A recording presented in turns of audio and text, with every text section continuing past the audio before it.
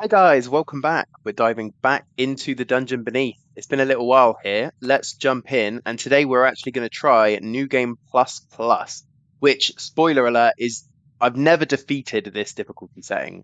You can see here there is no right click here.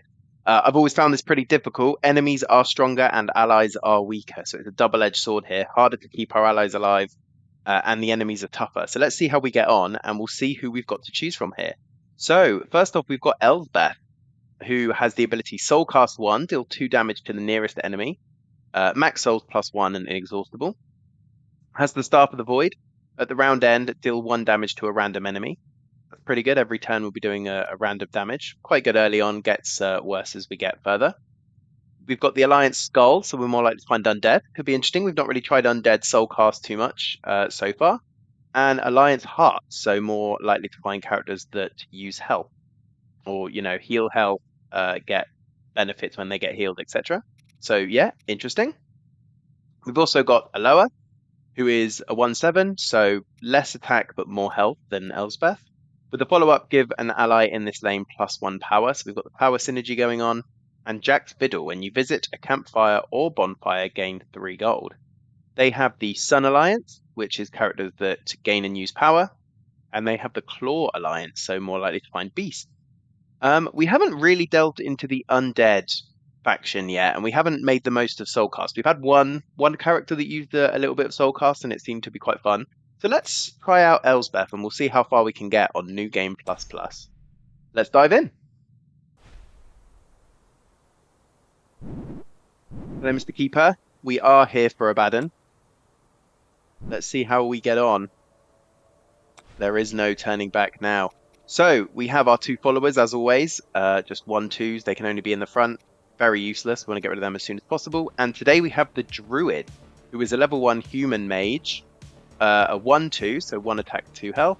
And after the first round, summon a dove twice. So basically summon 2 doves. And dove the 0 attack, 1 health. So we can use them to sort of block hits. Could be quite useful early on. So nothing in the way of synergies yet, but let's delve on in and see how we get on.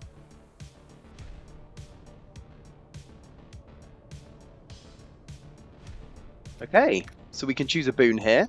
Now we can get 8 gold, we could get a random level 2, or we could get a rare item. I generally like choosing between these two. We haven't got much in the way of synergy so far, so I think I'm going to get a level 2 character and see what we get. We have the Wrath Conduit, who is a 3/3, so that's a very good stat line. It's inexhaustible and has counter attack. Interesting. Inexhaustible is really useful for us. Always really useful. The fact that they have counter attack is an interesting one. Our backline, we usually probably don't really want them getting hit, but maybe we can move them around and do some clever things because of the inexhaustible tag. So let's stick them in. So our Druid is also back only. Everyone else is not inexhaustible, so if we move them around, we are going to get exhaustion on our characters except for the Wrath Conduit. So yeah, let's see how we get on. So just reminding ourselves, Elsbeth has Soulcast 1, deal 2 damage to the nearest enemy. So we can, as we kill enemy units, or as anyone on the field dies, I believe, we get these souls. Now we currently have a maximum of 1 because of Elsbeth's ability. It says max souls +1. If we pick up other Soulcast units, they might increase our max. And then we can spend this soul between rounds to trigger the ability, in this case deal 2 damage to the nearest enemy. So quite nice. Does work a little bit actually well with the doves that we're summoning, because that's characters that we don't mind dying, and that will give us a soul to be able to trigger Elsbeth's ability. So we'll dive straight into our first battle here, which is the Replicating Slime, which has counter Summoner Slime.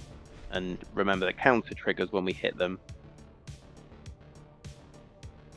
Okay, we've got our staff here, which will deal 1 damage to a random enemy at the end of the round, which is quite nice, because these slimes only have 1 health anyway. This barrel's just a bit annoying and in the way. We've got 2 damage coming in from the center lane. Now we do have the Wrath Conduit, who can counter for 3 damage, so having them in the middle is great. This slime's going to attack and then we'll kill it for 3. This Replicating Slime will attack and again we'll kill it for 3. Yeah, this is really good.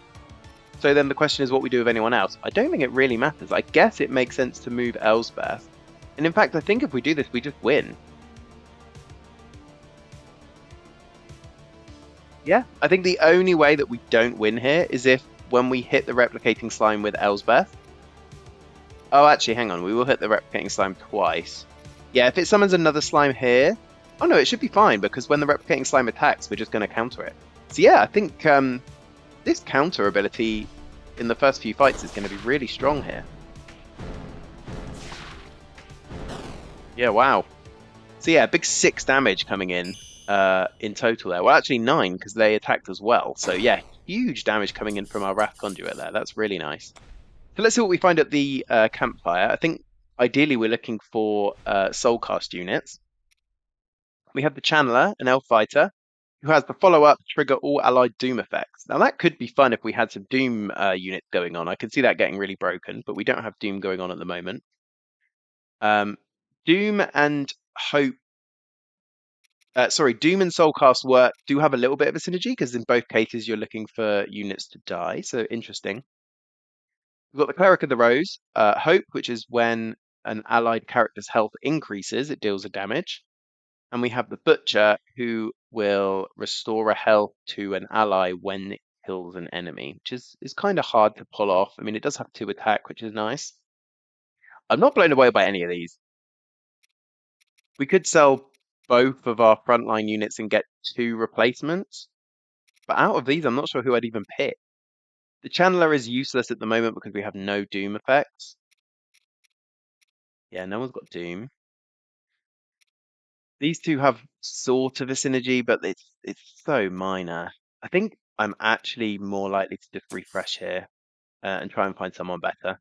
So we have the Rogue, who's poisonous and inexhaustible, so can move around. Nice. I think we've seen that he can be decent in another run. We have the Necromancer. Okay, here we go. Soulcast 2, summon a skeleton. Max souls +2. So yeah, this is looking promising. The good way to delve into this Soulcast energy. Adding +2 to our max souls mean that we have a maximum of 3, which is a lot better. We can sort of store up a number of them. We can summon up some skeletons. When they die, it's going to give us more souls. So yeah, there's a nice synergy there. And then we have the Fallen Adept. Soulcast X, deal X damage to the nearest enemy in this lane. And we're very familiar with this guy, and he was very powerful last time we used him. So it's tricky here because I would really like both of these. Even if we sell both of these, we've only up to 5, and these are 3 each. Now, we could even sell both of these and our Druid. Now that's a bit of a big call because it would leave us with 3 units in total. But I think it's setting us up better for the run long term. I like the idea of the Druid because it's giving us 2 more units that will give us souls. That being said, our Necromancer is sort of doing the same thing, just in a slightly different way, right? Because we can use the Soul Cast on the Necromancer to summon skeletons. If we've already got a board full of doves, they could get in each other's way. This is nice though because this is straight after the first round, so you get two doves out straight away, which are realistically going to give us 2 souls when they die. Yeah, it's tough here. Really tough. We saw how powerful this Fallen Adept could be on another run. We build up the amount of max souls we can have, and I think I've got a feeling as they level up, they go to deal 2x damage and deal 3x damage. So at level 3, if they're doing 3 times the amount of souls damage, if we have max souls at say 4 or 5, like we could be doing 15 damage in one big attack, which is huge. Think it's go hard or go home here. So what I'm actually going to do is sell both of these and our Druid, which I might regret, and I'm going to stick all of these guys in. Now this is a bit ballsy. We've got no front lines here, and not very much help on the team. So I might regret this, and I think this might have been a mistake. But let's see how we get on, and we'll move forward. We have Azil, who has +1 attack for each allied skeleton, and will summon a bone pile after it attacks. And we have Fetterbite Smithy, who will give a random ally +4 armor at the end of the round. Now, I think I'm going to go for this one because of the bone piles and skeletons. I'm hoping that's going to allow us to store up a lot of souls, which is what we need to do here to have any chance of winning. Again, this counter ability is going to be huge. Yeah, for this undead hero. Okay, so what else do we want to do here? I think this barrel's in the way, which is frustrating. If we leave him in the middle, he'll get the counter for 3, which is nice.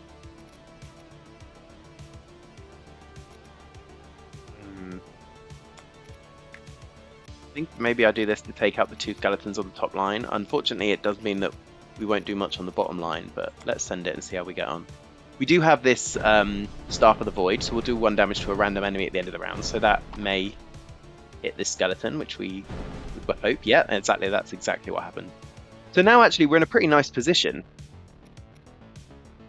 Now, I'm not really sure why Azil didn't get countered here. I might have missed something, but I don't know why they haven't been attacked. So yeah, maybe I've missed something there, but I'm not sure exactly why. So we have 5 souls, we could do 5 damage. But if we move this guy, he's going to be exhausted, which means we can't trigger him. So that's unfortunate. Ideally, we'd move him up and trigger him to deal some damage to the boss. We could summon a skeleton, which might be fun. We could do 2 damage to the nearest enemy. Or 1. I think maybe we'll do that. Now, we can't do it multiple times, it seems, so that's a good thing to know. So we might as well trigger this to get a skeleton as well. Now, in this case, I would say we could move the skeleton here to block the attack, but actually we sort of want him to attack our Wrath Conduit so that we get the counter. So I think I'm just going to send this. We're in a very good position here, so I've got no worries anyway. And in fact, we just get the kill without him even attacking.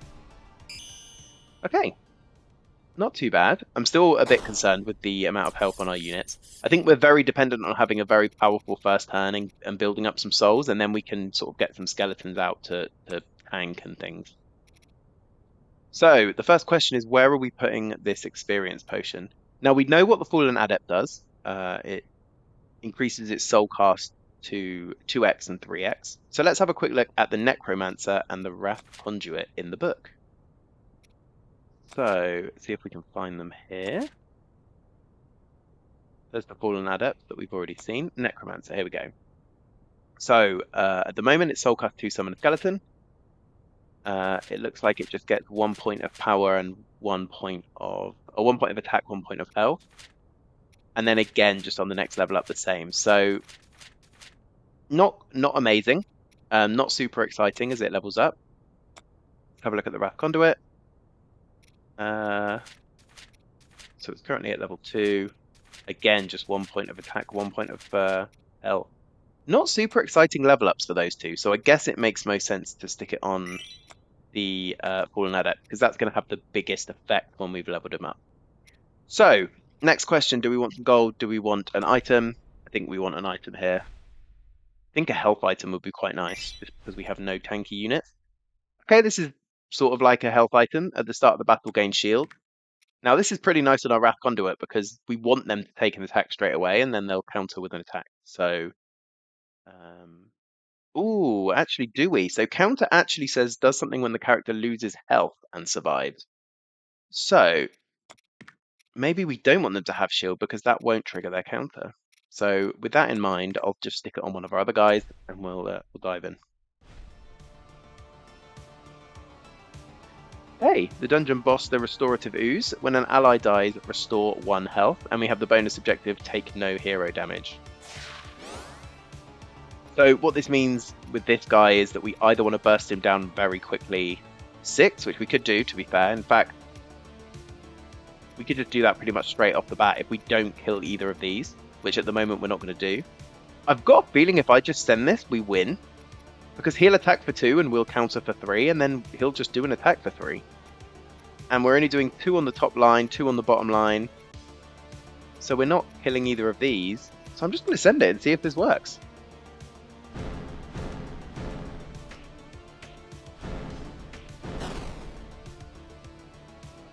Wow, incredibly quick battle there. That was nice. So this counter guy is proving to be really good on this first level. So we'll grab these, stick that on him, and then do we go for gold or do we go for a campfire? Now, if you've watched any of these videos before, you know that I always do like to go for the gold. But that being said, we are very weak to take on the first boss here. We have no frontline units, so unfortunately I think I'm going to have to go to the campfire. But I do feel bad for it.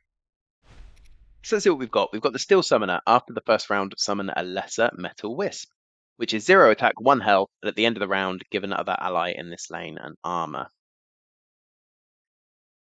The good thing about that is if it dies, it gives us a soul. It's also another thing to tank. So it's not terrible. So what else we've got? I might go for him. We've got the Flame Adept, also damages enemies in the same column. Really powerful. I think we've seen him before as well. If you stack a lot of power on him, that could be good. The big issue we have here is that he's back only because he's a mage. We've already got 3 mages in the team. They all have to be on the back line. So we don't really have space for a mage. And we've got the Cleric of the Rose here, which is the same problem. So it doesn't fit exactly with our synergy, but I think the Steel Summoner is quite nice here for a couple of reasons. One, because he's got 4 health, so we can stick him on the front line to tank a hit or two. 2, after the first round, he's going to summon a Lesser Metal Wisp, which is another unit that can sit in the front line and take a hit for our mages. And then 3, when that Lesser Metal Wisp dies, it will give us a soul to trigger our ability. So there's a little bit of synergy going on here. I think we're probably not going to make the most out of the round end, give another ally in this lane +1 armor. Power of the Lesser Metal Wisp, that's like a tongue twister. So we'll stick him in. I'll put him up here for now. And then we will move on. So we can take on the Broodmother at the end of the round, changes lanes. Or Vile Fetavite, when any character dies, gain an attack. So we kind of want characters to die, so let's try the Broodmother. Although I don't like this change lanes, that can always cause problems. So we haven't seen this one before. This is a new encounter for us. So we have Carrion Beetles in the way. They're 1/6s, so quite strong. At the end of the round, give the Broodmother +2 armor. So at the end of the round, if we don't deal with these, the Broodmother's going to be getting 6 armor every turn. It's only doing 2 damage, which is not too bad. Now, if we do nothing here, the Wrath Conduit's going to die in this middle line, which is obviously not good. So I think we do this, and then that allows us to kill the first Carrion Beetle here. It gives us 1 soul. Otherwise, we're just going to have to send it. Yeah, not too nice here. This looks like it could be pretty tricky. I am glad that we didn't take the extra gold for the harder fight. So I think this fight's going to be pretty hard as is. Oh, and we've got the Crypto as the environment. As an environment ability, it's summoning an enemy bone pile every turn, which is just not what we need at all. So we could trigger the Fallen Adept to clear out the bone pile. I mean, I'm not sure how much that really helps us loads, to be fair. We've got the Lesser Metal Wisp to tank a hit. Yeah, this is nasty here.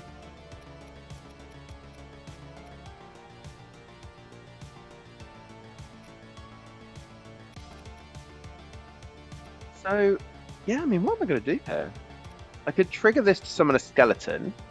Skeletons have 3 health, so that's quite nice. So before we do that, let's work out where we would want the skeleton to go. What I'm currently wondering is, do we bring the Lesser Metal Wisp, oh my god, I'm never going to be able to say that, down to the bottom and put our Wrath Conduit behind it? That way, the Metal Wisp will die from the Carrion Beetle, but then when the boss attacks, we'll counter it. I mean, at the moment, it's getting so much armor that that's sort of irrelevant, to be fair. Whoops. Still Summoner's only on 1 life. We could do 2 damage with the Soul Cast ability from our hero. Actually, I think if we kill the bone pile, we get another soul. So in which case, I think there's no reason not to trigger this. Yeah, perfect. Okay. So we've now got another soul. We do need 2, actually, to be able to summon the skeleton, so we can't even do that anyway. So how quickly does everyone attack? Okay, this is good. So if I move Elsbeth up and kill this, well, trigger the Soul Cast ability to do 2 to this guy, our Necromancer will get the kill. So that's nice. I think I'm going to do that. Am I? Actually, maybe I'll trigger him down here, because that way the Fallen Adept will get the kill here, but then the Fallen Adept will die. I could move this... Okay, I think this is what I'm going to do here. I need to make a decision. So I'm going to trigger Elsbeth on the bottom line. I'm going to move the Steel Summoner down, who will unfortunately die, but that's That's just what's got to happen here. And then we will get the kill from the Fallen Adept on the Carrion Beetle. Yeah, so the Broodmother will attack and kill the Steel Summoner. And on the top line, our Lesser Metal Wisp will die, but everyone else will survive. Bit nasty though.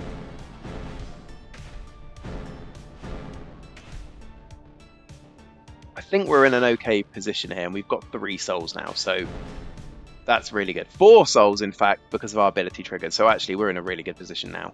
So there's no reason really not to summon a skeleton, I think. Let's get a skeleton out. They don't have Inexhaustible, which is a shame. But I think I might as well tank with him.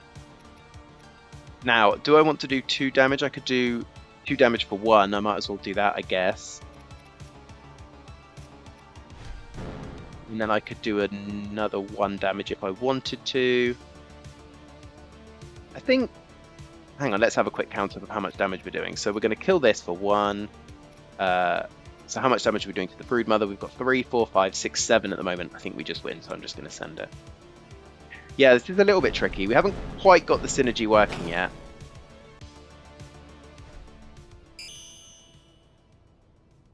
But we'll certainly take that 3 gold, and let's see what we can do here. So, firstly, a nice power spike on the Fallen Adept here. So he's going up to a 2-3, so an extra point of health. But more importantly, his soul cast will do 2 times damage now, the number of souls we have. So that's nice. Now, we have 5 units, although I'm not blown away by them.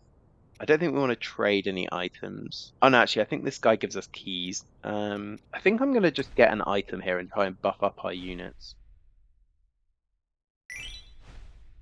Okay, +1 attack, -2 health. Nasty. Not ideal at all. Maybe I put this on our hero, actually. We don't want the hero to take a hit anyway, so they're inexhaustible. We can move them around. Them doing 3 damage is not bad. Okay, let's jump into the next fight with Bittertooth. As a follow-up, give a random allied beast +1 attack. Follow-up is after they attack. We have the bonus objective to take no hero damage, and there is a lot of units on their side. Now, the benefit of that is that's a lot of souls that we could collect. So, let's have a little look at what we can do here. What's very nice is our Wrath Conduit is going to really clear up whichever lane we put them in, because they're doing 3 damage. These rats only have 3 anyway. A quick look at the attack order. They do attack first. So it might even be worth putting him in the bottom line. That way, as these attack, he's going to go down to 1 life, but he's going to kill both of those and get 3 damage in on the boss, which is nice.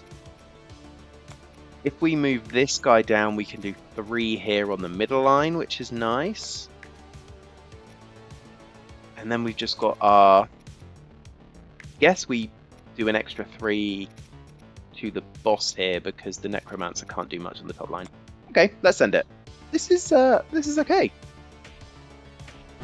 This fight sort of plays into our game plan a little bit. We want fights with lots of weak enemies because building up these souls is going to be crucial for us. And we've got the fountain triggering here at the end of the round, restore 1 health to a damaged character, and that's triggered on our Steel Summoner, which is very nice for us. The enemy unit's nearly dead. The only bonus objective is to take no hero damage, so I'm just going to trigger our Fallen Adept to do a nice 8 damage to the boss. And yeah, we'll pick the win there. Okay, not too bad, not too bad.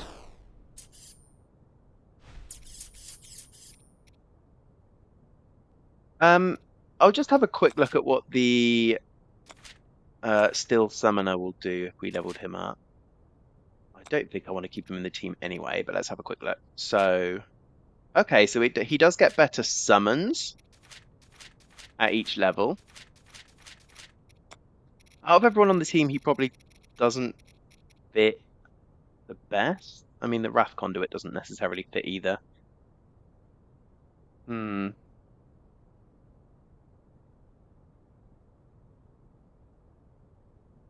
Yeah, I'm not sure. I do like the idea of getting better summons. The fact that he only summons it once after the first round's over with, and we get that lesser metal wisp, he's kind of useless to us.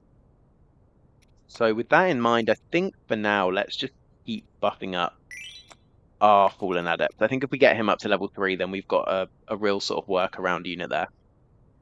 So units or items? I think this time we'll go for items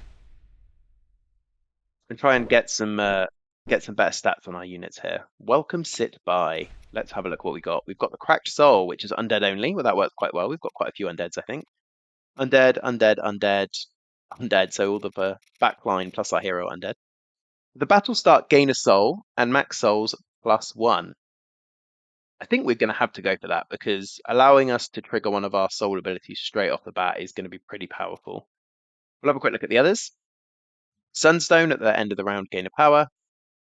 Another undead only item. Wow. After a character soul casts, gain an armor. Nice. We could afford both of these. It really leans into our whole soul casting build. So I guess we might as well. This item can go on any undead without it really mattering. So we'll just stick it on him for now, just because he's got multiple slots. After a character soul cast, gain 1 armor. Now the way I'm reading this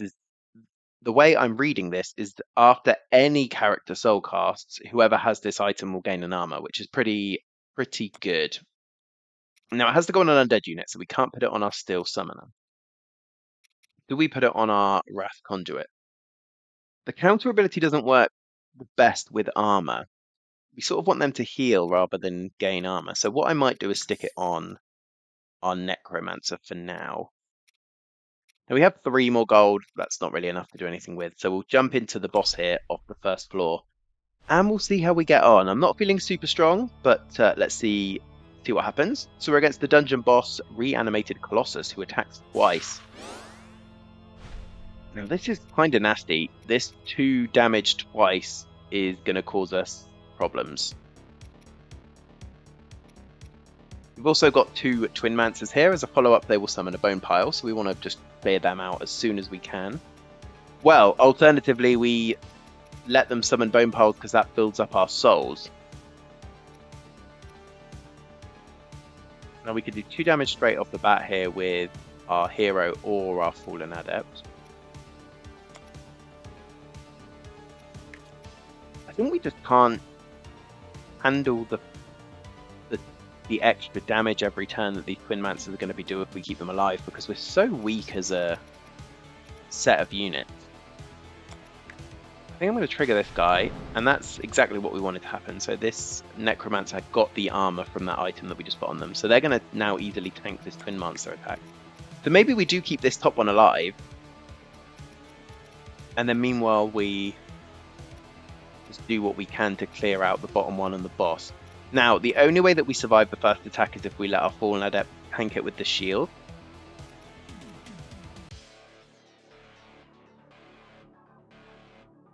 I think this is how we set it up for now. Yeah, a bit nasty here.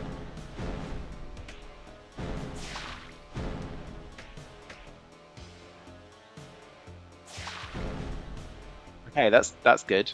So we're up to 2 souls, which is nice.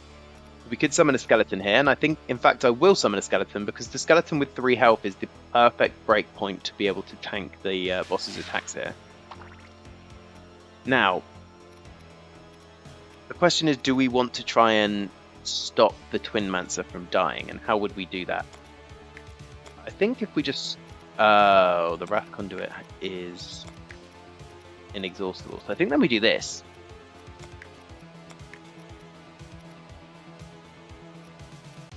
This 4 damage coming in is not really a big problem. The skeleton will die, which will get us an extra soul. No one else dies here, but we've got the lesser Metal Wisp who can tank an attack. I think I'm just going to send this. A bit of a fiddly one, because we're not really letting most of our units attack here. Now hopefully this hits. Yes, brilliant. That's exactly what we wanted to happen, because now we can do exactly the same thing again, where we trigger another skeleton. Because there's one spot open on our team, it's always going to come here, which is perfect. Now, the question is, what do we do on the top line? But there's only 6 damage left on the boss anyway. So I think we just send it and we take the win here and not overthink it. So not too bad. I think there's still some work to do with this team, but it's coming together. We've got some nice synergies going on with the soul casting abilities. We'll take the gold here. We will, I guess, level this guy to level 3, which is kind of nice. So he's going to be a real powerhouse if we need to just get someone down. The ideal thing we want, which we had in the other run, is that relic that lets our mages all gain inexhaustible, so we can move the Fallen Adept around to target their ability. Oh wow, this is 4x, not even 3x, 4x damage. That is huge, especially because we have a maximum of 7 souls. If we could bank up 7, we're doing 4 times 7 damage. What's that? 28 damage, I think, to one unit. That's huge. Um, so yeah, let's see what we get here. When a poison character dies, restore 1 health to a non-heroic damaged ally. We're not using poison. On the battle start, gain a gold, and our hero has 2 less health. That's really going to obviously build up a lot of gold over the course of the run, so it's quite nice to get it on this first floor. It's a real long-term play. Very risky. And allied dwarves and gnomes gain at +2 health, so this is useless to us. So the question is, do we basically forsake any kind of advantage now, give our hero 2 less health, but build up huge amounts of gold as we go through the rest of the run? You know what? I think it's always fun to try the risky play. So let's try it. We might regret this on the next floor, and it's very likely that we'll just die straight away. But I think, as I always say, let's go hard or go home. And that'll do it for today's video. So thanks very much for joining us. We will dive into the underneath next time. Please join us then. Until then, goodbye.